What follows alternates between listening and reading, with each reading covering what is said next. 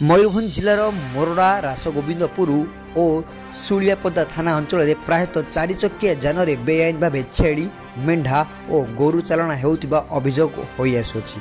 तेबे 4 चकिया जान में चालाण बेले सरकारी नियम पालन होता सांग को अति नृशंस भाव लोड कर फल अणविश्वासी होई अनेक समय जंत्रणादायक मृत्युवरण करुवा घटना विभिन्न समय सामना को आसुची।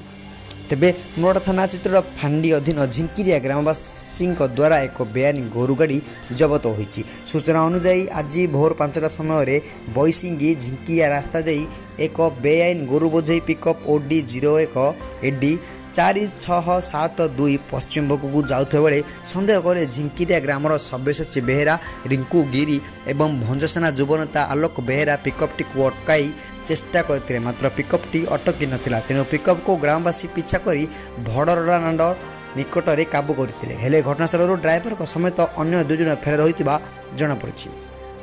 पिकअपटी मोट 20 गाई गोरु थिबा बेले गोटे गोरुर मृत्यु घटुवा देखा मिली। सेहीपरि अन्य समस्त गाई गोरु को गोड़ दौड़ बंधा होता बेले समस्त गाई गोरु को सुरक्षित भाव पिकअप्रु ओह्लाई चित्रड़ा फांडी में रखा जमापड़ी। तेबे भंजसेना युवनेता आलोक बेहेरा दैनंदिन गोरु चालाण झिंकिरिया निकट में एक चेक गेट्रे कार्यरत थिबा व्यक्ति संपृक्त अच्छी बोली अभियोग करने सहित ड्राइवर एवं अन्य 2 जन फेरार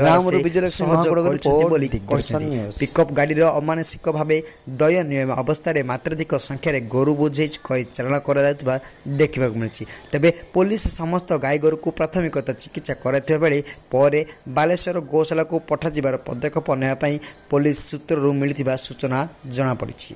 रायरंगपुर श्यामनंद पड़ेंग रिपोर्ट दिग्दर्शन न्यूज।